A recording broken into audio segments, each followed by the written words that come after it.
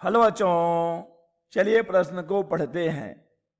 6000 angstrom तरंग दैर्घ्य का एक वर्णी प्रकाश वायु से कांच जिसका कि अपवर्तनांक है 1.5 की सतह पर आपतित होता है। एक परावर्तित प्रकाश तथा दो अपवर्तित प्रकाश में प्रत्येक की तरंग दैर्घ्य, आवृत्ति एवं चाल ज्ञात कीजिए। चलिए सबसे पहले हम लिख लेंगे मूल अवधारणा। मूल अवधारणा जिस पर कि यह प्रश्न आधारित है, यह प्रश्न आधारित है प्रकाश तरंगों पर, प्रकाश तरंग। और चलिए देखते हैं कि यहां पर कौन कौन से सूत्र हमारे काम आने वाले हैं। बच्चों सबसे पहले हमें जानना होगा कि आवृत्ति न्यू बराबर होती है c/λ, जहां पर c है प्रकाश तरंग की चाल और लैम्डा है उसका तरंग दैर्घ्य और न्यू है बच्चों उसकी आवृत्ति। तो न्यू बराबर c/λ, ये सूत्र का हम उपयोग करेंगे। और बच्चों यहाँ पर अपवर्तनांक की बात हो रही है। अगर हम किसी माध्यम के अपवर्तनांक की बात करें तो n बराबर होता है वायुयान निर्वात में प्रकाश की चाल बटे उस माध्यम में प्रकाश की चाल। n है माध्यम का अपवर्तनांक, तो n बराबर होता है c/v, जहां पर c है वायुयान निर्वात में प्रकाश की चाल और v है बच्चों माध्यम में प्रकाश की चाल। और यहां पर देखिए बात हो रही है परावर्तन और अपवर्तन की। हम जानते हैं कि जब प्रकाश उसी माध्यम में वापस लौट जाता है जिस माध्यम से वो आ रहा होता है, तो बच्चों हम उसे परावर्तन कहते हैं। और जब प्रकाश एक माध्यम से दूसरे माध्यम में प्रवेश करता है तो अपने मार्ग से भटक जाता है, उसे हम अपवर्तन कहते हैं। देखिए बच्चों, ये मान लीजिए एक आपतित किरण है और ये रही परावर्तित किरण। चूंकि यहां पर हम देख सकते हैं कि आपतित किरण और परावर्तित किरण दोनों एक ही माध्यम में है, तो उनकी चाल समान होगी। ठीक बच्चों, जो भी ये माध्यम होगा तो यहां पर चाल समान ही रहने वाली है।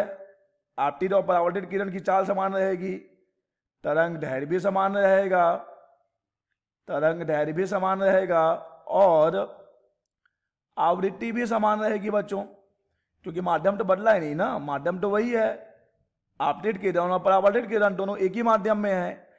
परंतु अब अगर हम बात करते हैं अपवर्तन की, जिसमें कि प्रकाश दूसरे माध्यम में प्रवेश कर जाएगा। ठीक है बच्चों, अपवर्तन में क्या होगा, अपवर्तन में प्रकाश दूसरे माध्यम में प्रवेश कर जाता है। तो जब प्रकाश दूसरे माध्यम में प्रवेश करता है बच्चों, तब देखिए उसकी चाल बदल जाती है, उसकी चाल परिवर्तित हो जाती है, उसका तरंग दैर्घ्य भी परिवर्तित हो जाता है। परंतु याद रहे कि आवृत्ति समान ही रहती है, आवृत्ति में परिवर्तन नहीं होता है। जब प्रकाश तरंग एक माध्यम से दूसरे माध्यम में जाएगी तो आवृत्ति में बदलाव नहीं होता है।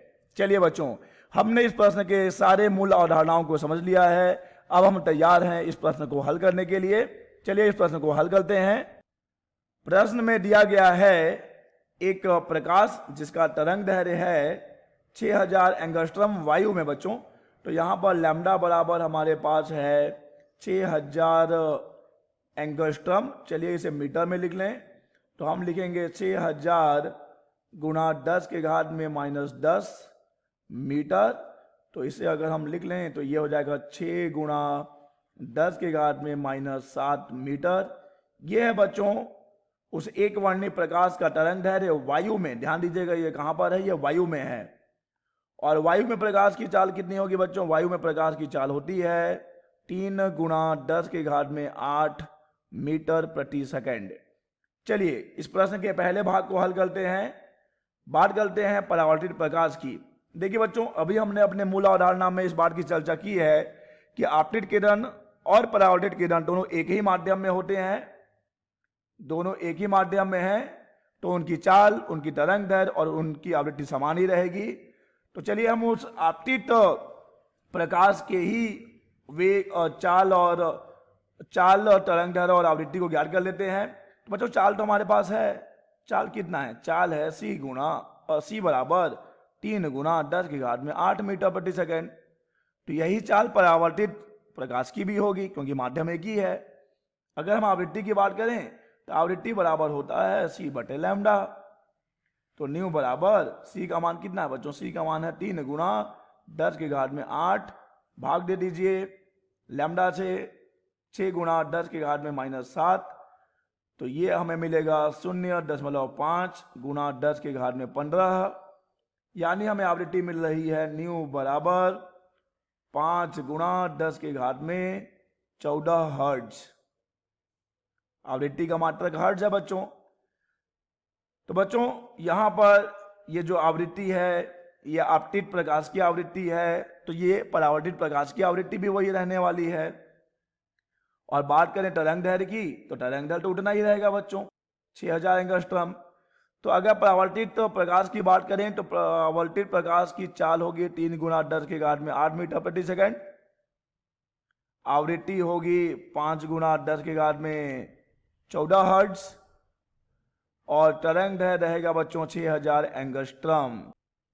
चलिए अब हम चलते हैं इस प्रश्न के दूसरे भाग पर। पहला भाग हमने हल कर लिया, दूसरे भाग में बात हो रही है अपवर्तित प्रकाश की। देखिए बच्चों, जब प्रकाश एक माध्यम से दूसरे माध्यम में जाता है तो आवृत्ति में बदलाव नहीं होता है, तो आवृत्ति तो वही रहेगी। आवृत्ति कितनी है बच्चों? आवृत्ति है 5 गुणा 10 के घात में 14 हर्ट्ज। 5 है ये बच्चों, 5 गुणा 10 के घात में 14 हर्ट्ज। 5 गुणा 10 के घात में 14 हर्ट्ज। अपवर्तित प्रकाश की आवृत्ति भी उतनी ही रहेगी।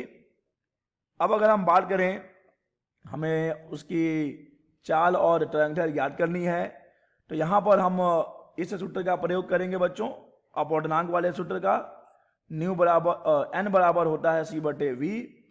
तो देखिए बच्चों, n बराबर होगा c/v, जहां c है वायु में प्रकाश की चाल, v है उस माध्यम में प्रकाश की चाल, और यहां पर हमारे पास देख लीजिए, यहां पर हमारे पास अपवर्तनांक का मान दिया है, तो यहां से हम v का मान ज्ञात कर लेंगे, c/n।